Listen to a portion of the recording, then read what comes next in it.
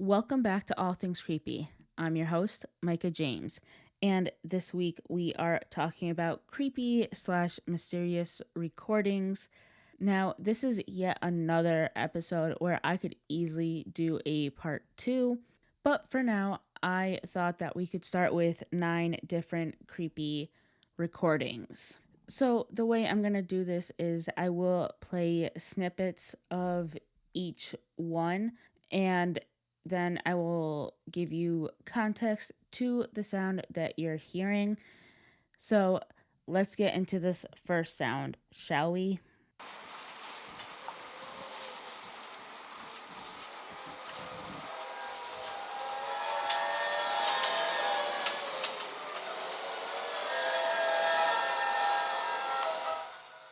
What you just heard was sounds of Hurricane Ike, which was a hurricane that hit the US in September 2008. Video was originally posted on the official Weather Channel YouTube, and it's roughly a minute and 45 seconds, give or take a few seconds. This hurricane did end up causing 38 billion US dollars in damages and unfortunately took 214 lives. Winds blew up to 145 miles per hour or roughly 233 kilometers an hour. And the credit for the recording does go to a producer from weather.com while they were staying in the San Luis Resort Hotel.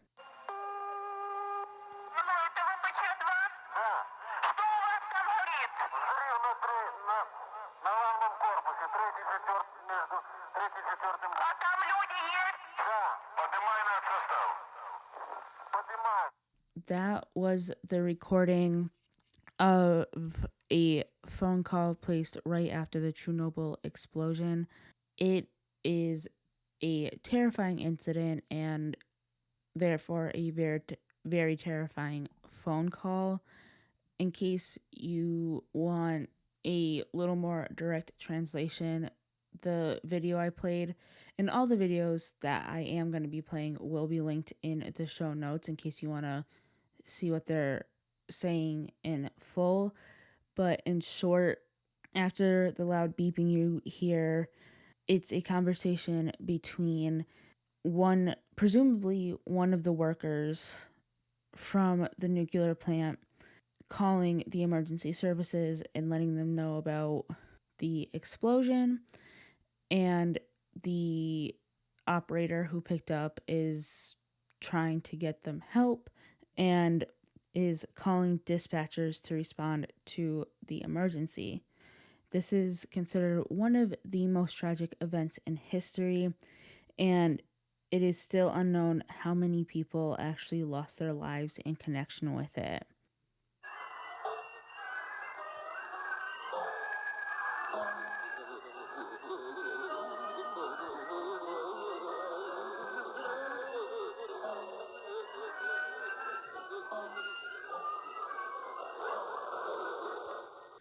What you just heard was called Operation Wandering Soul and was used as psychological warfare against the Viet Cong by the US Army during the Vietnam War. Operation Wandering Soul was broadcast from various helicopters and US bases. It does end up including creepy reverb and voices intended to represent the souls of the damned. And from the snippet that I did play, that is Buddhist funeral music, if my sources are correct. If my sources are not correct, please let me know and I will make the proper corrections.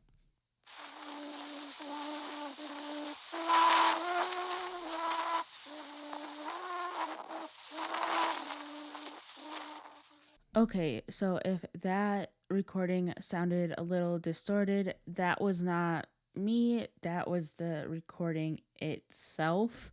I did my best to play around with it to make it a little less distorted, but it, I couldn't really get it to play any clearer. Now, with that out of the way, that was a recording of a French folk song called Au clair de la lune. And this isn't necessarily inherently creepy, I will admit that. However, thanks to the quality of it, something about it can potentially send shivers down your spine. This is considered the very first recording of a human voice, and it was recorded by the inventor of the phonograph, Edward Leon Scott de Martinville, and he did end up recording himself singing this song on April 9th, 1860, on his very own invention.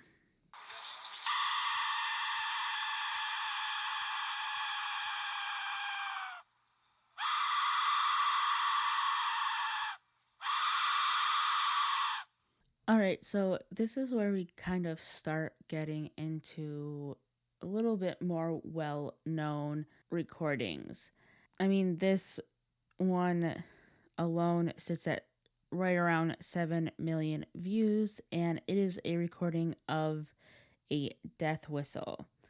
It is a reconstruction of an ancient Aztec whistle that was discovered in the hands of a 20-year-old sacrificial victim. It is not fully known why this whistle was used, but there are definitely a few theories. The most widely believed and accepted one is that it would be played just before the victims were sacrificed to the gods. The other leading theories include just wanting to emulate the sound of wind to honor the Aztec god of wind, or even mimicking the sound of a human scream.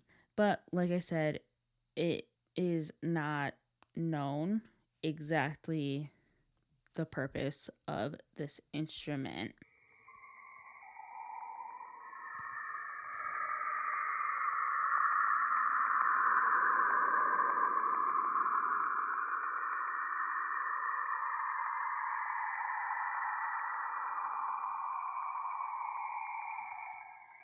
All right, so this one to me is the most interesting recording that I'm talking about today, and that is the sound of Saturn.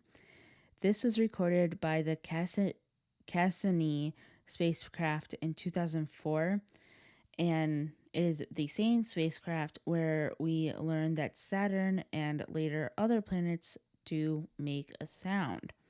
The spacecraft captured a total of 635 gigabytes of data, and it was found that it was mostly radio emissions. Of that, NASA engineers were able to get 27 minutes of the sound and ended up compressing it down to 73 seconds, which ended up making it audible to the human ear. They did end up stressing that these sounds are not alien, they are not, but rather from completely natural emissions. But who knows, they might change their answer in a few years, whether it's because they were hiding the fact that it was actually aliens or they just discovered that it really was aliens, whichever. Who knows? I know people love aliens, so I kind of like to stick with that theory.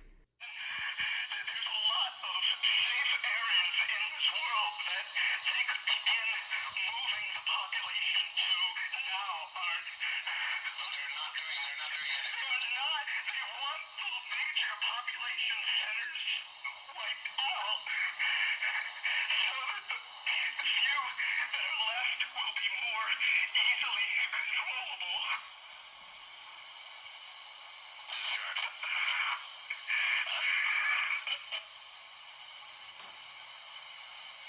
So, this is one of those recordings that if you're into UFOs slash aliens, Coast to Coast AM, or just otherwise into creepy stuff, you probably already know what this song already is. For those who don't know, it is the sound of the Area 51 Coast to Coast AM caller. This man is either an ex-military or ex-government worker who claimed to have worked at the site, who called into Coast to Coast AM. It is not actively confirmed whether this man actually worked in Area 51, but he does end up telling Art Bell that there are things in the base that the US government is hiding from the people and that aliens really are real. Art is trying to get more information until the feed cuts out, which you guys kind of heard it cutting out. And then there's dead air for a few moments before Coast to Coast does come back on, which I did not play for you, but it's a pretty easy to find. Like I said, I will be linking all these sounds into the show notes in case you want to hear the entirety of these recordings.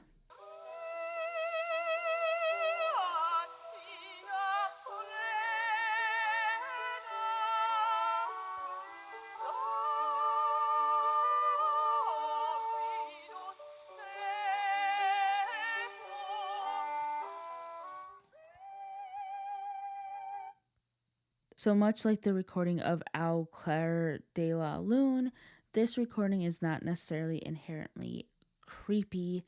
However, there is definitely something creepy about it.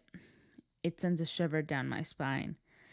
It is considered the only recorded performance of any castrato. In case you don't know what a castrato is, it's a person who was castrated as a young boy to prevent the larynx from forming and therefore helping the boy gain a deeper voice.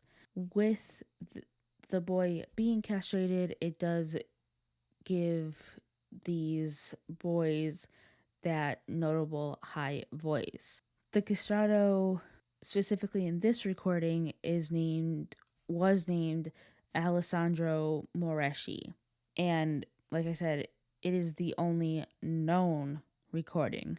There might be more out there, but again, for all we know, Alessandro is the only one who was recorded, and there's just something about it that is so haunting.